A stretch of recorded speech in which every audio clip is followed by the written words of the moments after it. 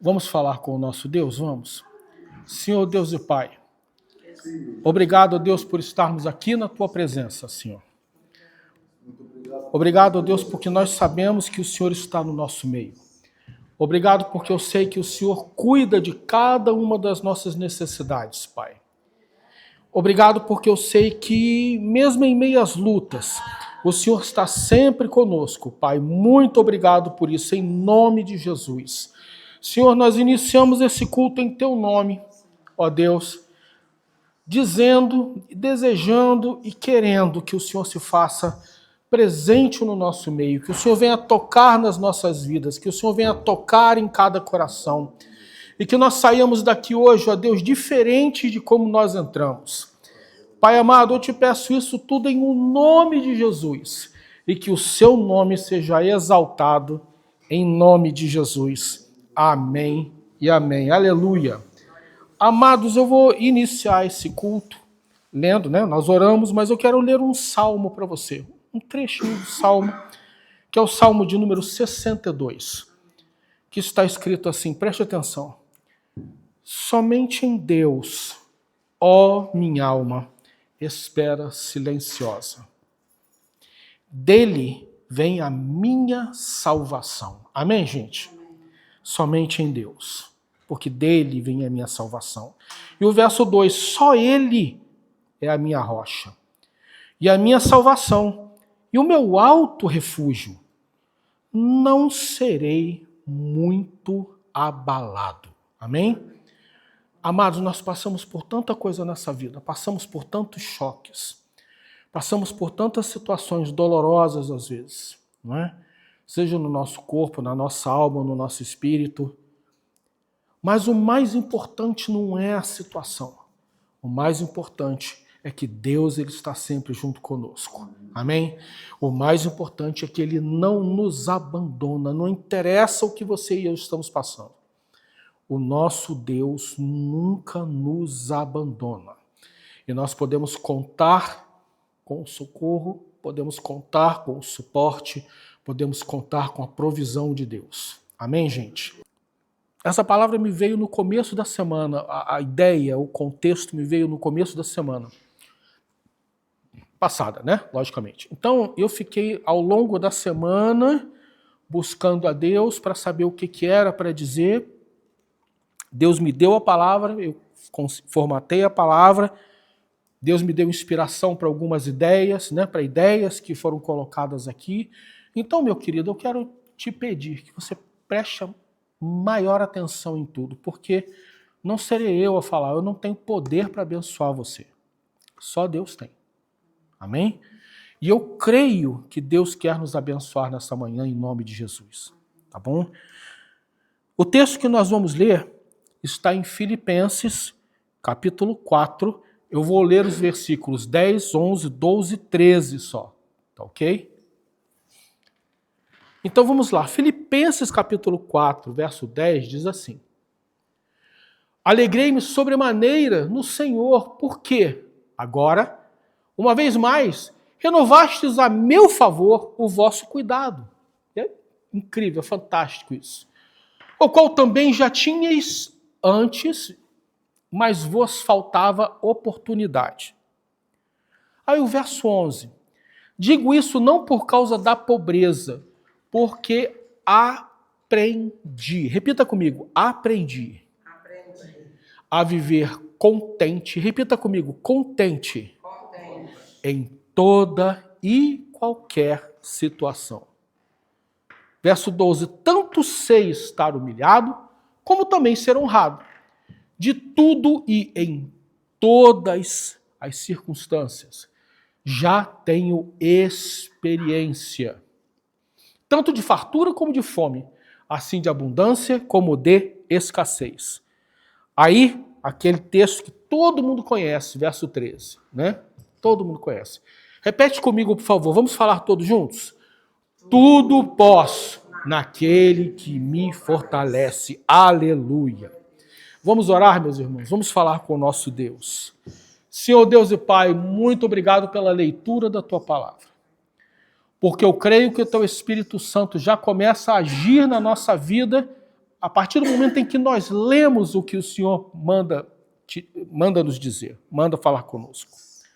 Senhor, eu quero te pedir agora que o Senhor venha fazer aquilo que eu não sei e não posso fazer, que é abençoar a vida de cada um dos meus irmãos, das minhas irmãs, em nome de Jesus.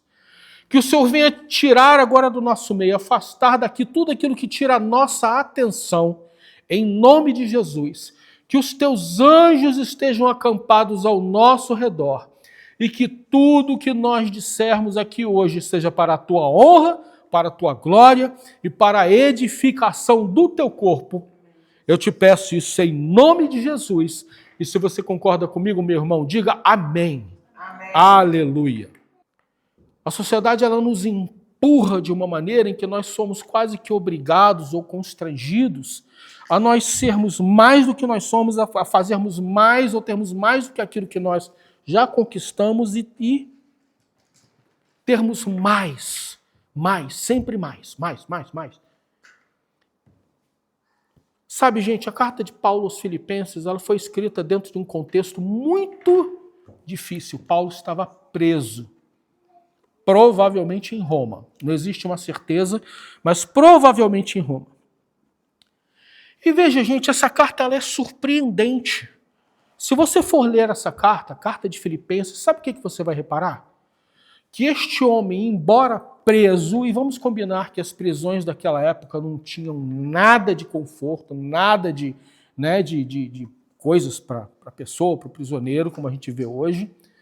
Eram muito pelo contrário, eram lugares assim úmidos, sujos, a pessoa ficava abandonada ali, sem luz. Mas é surpreendente quando a gente pensa que este homem que estava preso em circunstâncias tão desfavoráveis, ele permeia essa carta, sabe com o quê? Com alegria. Alegria. Você sente Paulo jubiloso, você sente Paulo alegre ao escrever essa carta, mesmo dentro dessas circunstâncias tão desagradáveis. E sabe, gente, a carta ela tem 3 ideias que são chave, que são principais. É a cooperação, a generosidade e, como eu falei, a alegria. Para vocês verem, nessa carta escrita de dentro da prisão, a palavra alegria e seus sinônimos, ela aparece 16 vezes. 16 vezes. Alegrai-vos, alegrem-se. Eu me alegro. 16 vezes. Imagina, gente, imagina. Aí a gente pode fazer um retrocesso, né? Uma retrospectiva. Muita gente hoje iria dizer, ele está alegre porque Deus deu tudo para ele, né? Deus manda tudo que ele precisou, etc. e tal. Mas se você fazer uma retrospectiva da vida de Paulo, sabe o que você vai ver? Que a última coisa que ele teve foi uma vida isenta de muitas dificuldades. Sabe, gente, no livro de Atos, capítulo 9, verso 15 e 16, num texto que nós conhecemos, depois de Paulo ter um encontro tremendo com Jesus na estrada de Damasco, ele ser jogado no chão pela presença de Deus, ficar cego, ficar 3 dias lá em jejum e oração, ele não comeu nada, não bebeu nada, porque ele queria saber, meu Deus, o que aconteceu, o que é isso? Jesus aparece para um servo, que nunca mais ele aparece na Bíblia, Ananias. E o Senhor Jesus fala para Ananias, verso 15, né? Ananias começa a conversar com o Senhor, aí Jesus diz, mas o Senhor lhe disse, vai, ou seja, vai até Paulo, porque este é para mim um instrumento escolhido para levar o meu nome perante os gentios e reis, bem como perante os filhos de Israel. Pois eu lhe mostrarei quanto lhe importa sofrer pelo meu nome. Pelo meu nome, pelo nome de Jesus. O próprio Senhor Jesus disse para Ananias, olha, ele é um instrumento escolhido por mim, eu o vocacionei para ir até os gentios, mas ele vai aprender o quanto é necessário, o quanto é preciso sofrer pelo meu nome, por mim. Aí, gente, depois disso nós vemos que ele teve que se submeter, sabe o quê? Trabalho árduo para sobreviver. E nós vemos em Atos capítulo 18 que ele era um fazedor de tendas, Inclusive, certos trabalhos missionários, né, eles são intitulados de fazedores de tendas, porque a pessoa vai, ela não tem sustento, não tem recursos, então ela arruma um trabalho para poder trazer recurso para si e, ao mesmo tempo, fazer a obra do Evangelho. Ele foi perseguido, ele foi aprisionado, ele foi açoitado, ele teve fome, ele teve sede, sentiu frio, ele foi apedrejado, ele naufragou. Isso está tudo em 2 Coríntios, capítulo 11. Esse homem sofreu tantas coisas. E não só isso, mas nas emoções ele foi rejeitado e abandonado. Paulo foi rejeitado por aqueles a quem, a princípio, deveriam ser os seus ajudadores. Isso está em 2 Timóteo, capítulo 4, quando ele fala, olha, eu fui abandonado por todos. Ninguém esteve comigo na minha primeira audição, do julgamento dele. Aí quando eu leio essa história de Paulo, eu lembro a história de, eu não me lembro quantos, mas acho que foram 12 mártires que foram degolados, filmados, né? Uma organização terrorista levou eles para a praia, pôs todos eles lá de cara no chão, degolou todos eles. Por quê? Porque eles eram cristãos e eles se negaram a rejeitar o nome de Jesus. Perderam a vida. Perderam a vida aqui, mas ganharam a vida eterna. Sabe? Ganharam a vida eterna. Sofreram essa atrocidade. E as viúvas ficaram viúvas, porque eles eram casados, as viúvas ficaram. Mas elas disseram, olha, meu marido morreu pelo nome de Jesus, por causa do nome de Jesus. Sabe? E aí a pergunta que fica no ar é, né, a pergunta que Paulo manda para a gente através dessa carta, né, a pergunta para você e para mim é, como é que eu posso estar alegre? Se eu tivesse preso como Paulo estava, será que eu ficaria alegre como ele ficou? Ele exulta na carta. Ele não está só alegrinho, não. Ele exulta na carta, você percebe isso. Como é que eu posso estar alegre passando por tanta luta?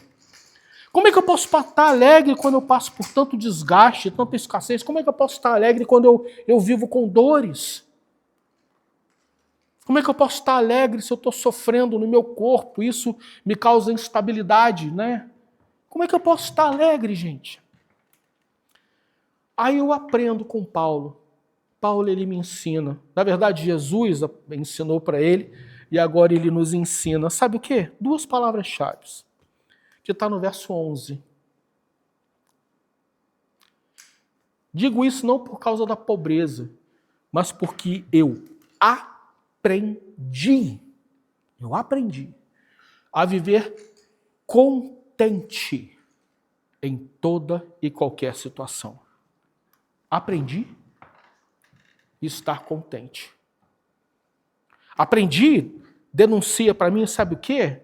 Que é algo que eu, ao longo da minha vida, eu vou vivenciando e vou interiorizando dentro de mim. Eu aprendo. As coisas e as situações da vida me fazem aprender. E a consequência disso é eu viver contente em toda e qualquer situação. Sabe, gente, esse viver contente significa suficiente em si mesmo ou autossuficiente dentro do contexto do texto. Só que no contexto cristão essa palavra não significa independência, tipo, eu sou mais eu, né? Eu sou independente, eu sou autossuficiente, não, muito pelo contrário. É interessante que esse viver contente no contexto cristão significa plena confiança em Deus. Plena confiança em Deus. Permitindo que Paulo permanecesse satisfeito, independente das circunstâncias. E aí, gente, eu digo uma coisa para você, assim como eu disse para mim ao longo dessa semana, sabe?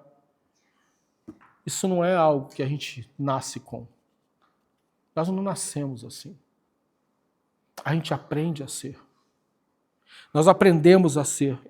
É algo que nos é ensinado pelo Senhor ao longo da nossa caminhada espiritual. Paulo ele só conseguiu fazer isso, ou declarar isso, ou viver isso, porque na verdade o Senhor ensinou Paulo. Ao longo de tudo aquilo que nós já lemos aqui, ao longo de todas as dificuldades, de todas as situações terríveis pelas quais ele passou, Deus ia ensinando ele a como viver contente em cada situação. Sabe, gente, por isso que baseado nessa experiência de vida, assim como você tem experiência de vida, e que eu tenho certeza que você pode usar isso para a glória de Deus, a partir da experiência de vida o apóstolo fala no verso 12, tanto sei estar humilhado, como também ser honrado. Duas situações opostas, né? De tudo e em todas as circunstâncias já tem experiência, ou seja, ele sabia, ele já tinha passado por tudo.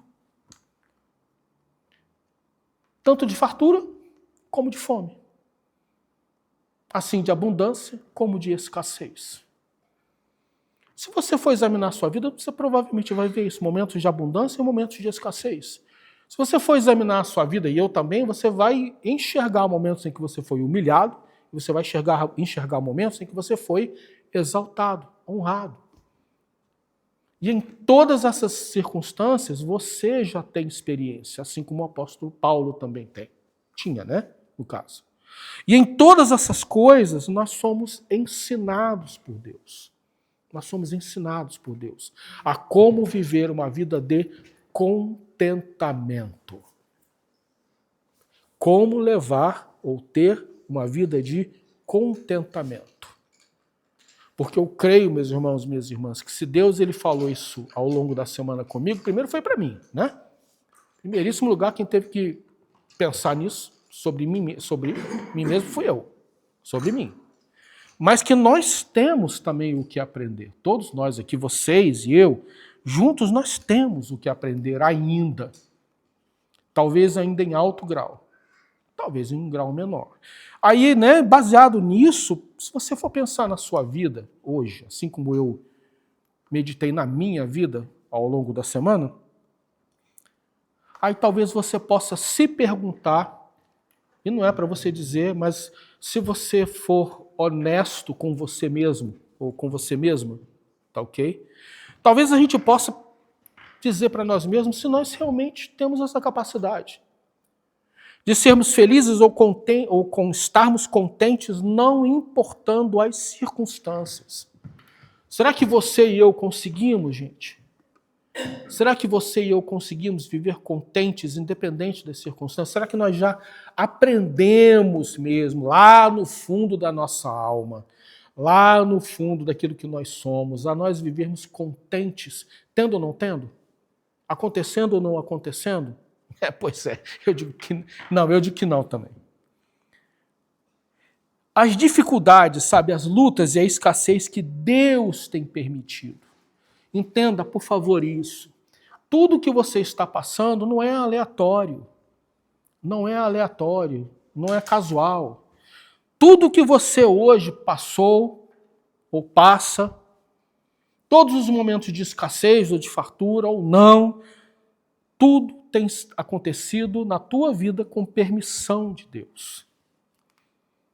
Deus tem permitido que estas coisas cheguem à sua vida. Você não está largado. Existe um Deus que está olhando para você, que olha todos os dias para você, e que na sua mente, no seu coração, Ele deixa, Ele permite que certas coisas aconteçam contigo, porque na verdade Ele quer te ensinar. Ele quer te ensinar, sabe? E aí, né? Quais são os frutos que nós temos mostrado ou que tem sido produzido em nós? Frutos. Dentro de tudo isso que nós temos falado aqui, será que nós não vamos descobrir, se você for fazer uma análise honesta de você mesmo ou você mesma, né?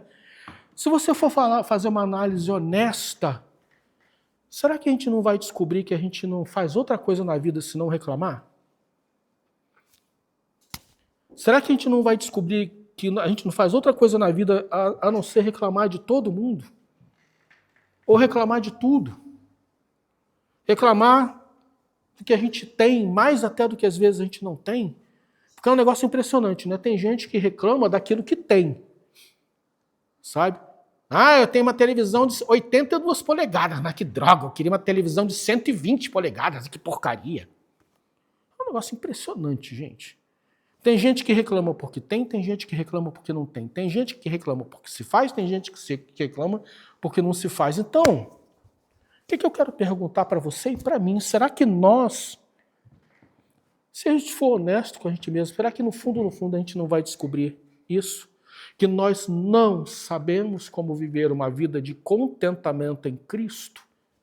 E por não saber viver uma vida de contentamento em Cristo, acaba que a gente não faz outra coisa na vida a não ser reclamar e murmurar. Sabe? E murmuração, gente, é tremendamente ofensivo para Deus. Tremendamente ofensivo para Deus. Aí, avançando, eu vou dizer para você que muitos entendem errado o que é dito no verso número 13. E muitas vezes essa questão de murmurar, ou de falar mal, ou sei lá, de reclamar de tudo, né, enfim, é porque as pessoas não entendem o verso 13. Você vai ver, eu via, né, no Brasil. Portugal eu nunca vi, aqui eu também nunca vi, mas no Brasil a gente via aqueles adesivos de carro, né? Tudo posso naquele que me fortalece. Aleluia. Se você for procurar no YouTube, se você for procurar nas redes sociais, você vai ver vídeos de gente dizendo: não, você não está aqui para ser cauda, mas ser cabeça. Você não é isso, mas tem que ser aquilo.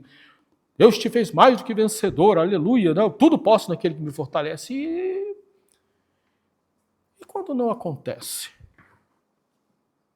E quando não acontece, gente? Muita gente sai quebrada das igrejas, porque acreditaram em coisas que não aconteceram. Que não aconteceram. Tudo posso que naquele que me fortalece. Se está na Bíblia, é verdade. Agora a gente precisa entender isso. Isso aí não é um mantra. Né? Mantra, né? Não é uma coisa que se eu ficar repetindo todo santo dia, se eu ficar repetindo todo santo dia, vai acontecer. Não. É que nem aquela história de, eu declaro, né? Eu declaro que vai acontecer isso, eu declaro que Deus vai fazer. Meu Deus do céu, você já perguntou para Deus se Ele quer fazer o que você está declarando? Então nós temos certas posturas, existem certas posturas no reino de Deus hoje, que não tem nada a ver com Deus não, gente. Tem a ver com essa coisa horrorosa que eu chamo de coaching, tem a ver com autoafirmação, tem a ver com um monte de coisa, mas que não tem nada a ver com Deus, sabe? Essa história de eu declaro não existe, gente, não existe. Muito pelo contrário, a Bíblia fala o seguinte, olha, você vai viajar? Não diga, vou viajar e quando chegar lá nós faremos negócio. E ele diz, não faz isso não. Mas antes diga assim, se Deus quiser, nós vamos viajar, nós vamos fazer negócio, se Deus quiser. Sabe? Então a gente vê que não é bem por aí, mas olha, então vamos lá, o que significa isso? Sabe, gente, se você for pegar o texto dentro do contexto que Paulo ele descreveu, sabe, que eu sei viver honrado como ser humilhado, na pobreza ou tendo recurso, passando fome ou não, né?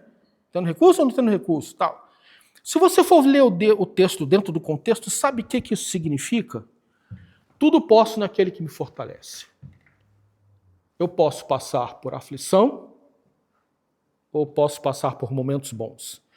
Eu posso passar por momentos de fome e de não ter, ou eu posso passar por momentos que eu tenho comida em abundância. Eu posso passar por momentos em que eu tenho a minha vida financeira equilibrada, ou eu posso passar por momentos em que a minha vida financeira está uma bagunça, não tenho dinheiro para nada. Eu posso passar por momentos em que eu sou humilhado, ou posso passar por momentos em que eu sou honrado. Todas estas coisas eu posso naquele que me fortalece. Amém? Amém. Eu posso passar por todas essas situações porque eu estou naquele que me fortalece. Olha como é que é diferente. Isso significa, sabe o que, gente? Que não importando a situação que você está vivendo hoje, Deus está contigo para te fortalecer, para me fortalecer, para a gente passar pela situação. Amém, gente? Não importa qual é a situação que você está vivendo hoje. Ou, melhor dizendo, não interessa qual é o tipo de situação que você está vivendo hoje, quão grave ela pode ser, quão dolorosa ela pode ser, ou quão boa ela pode ser. Eu posso todas as coisas, ou eu posso passar por todas essas coisas naquele Jesus que me fortalece. Amém, gente? Amém. E aí você já tem outro gás, você já tem outro ânimo. Amanhã, quando você acordar, né? Opa, tem que, né? Vou jejuar, atenção. Vou jejuar e vou estar orando. Mas enquanto isso, eu vou estar indo para o trabalho. Amém, Jesus, porque tudo eu posso ir para o meu trabalho, porque o Senhor me fortalece. Amanhã eu tenho que fazer uma ligação complicada. Mas eu posso fazer essa ligação complicada, porque o Senhor está comigo e o Senhor me fortalece. Tenho dívidas para pagar, Senhor, o que eu faço? Não sei, mas o Senhor me fortalece. E o Senhor vai me ajudar a passar por isso, passar por essa situação. Ainda que eu ande pelo vale da sombra da morte, eu não temerei, porque a tua vara e o teu cajado me consolam. Então não importa onde você estiver, o Senhor está contigo. Amém, gente? Aí, você vai começar a falar de coração o que está em 1 Tessalonicenses 5. À medida que nós aprendemos a viver contentes em toda e qualquer situação, a gente tem experiência, a gente tem estofo, né? A gente tem substância, a gente tem chão para dizer o que está em 1 Tessalonicenses 5,18. Deem graças em todas as circunstâncias, pois essa é a vontade de Deus para vocês em Cristo Jesus. Olha, não está escrito, olha, deem graças em quase todas as circunstâncias, porque essa é a vontade do pastor Rogério para vocês. Não, não é isso. Deem graças em todas as circunstâncias, pois esta é a vontade de Deus para vocês, para mim, em Cristo Jesus. Eu te dou graças, Senhor, porque eu estou com um problema financeiro terrível que eu não sei como resolver, mas o Senhor sabe. Eu te dou graças, Senhor, porque eu estou doente, estou com muita dor, mas eu te dou graças porque o Senhor está comigo, o Senhor sabe disso. Eu te dou graças por isso ou por aquilo, eu te dou graças porque eu tenho, te dou graças porque eu não tenho. Amém, gente? Amém. Então aí você tem condição de chegar e dizer com toda a autoridade, eu te dou graças, Senhor. Porque essa é a vontade de Deus para você e para mim, que nós venhamos a aprender a dar graças a Deus em todas as circunstâncias, nós vivermos contentes em todas as circunstâncias. Amém, gente? E, meus irmãos, eu estou quase terminando. Tem um outro contexto que é tão importante quanto este. Tão importante quanto viver contente, eles são interligados.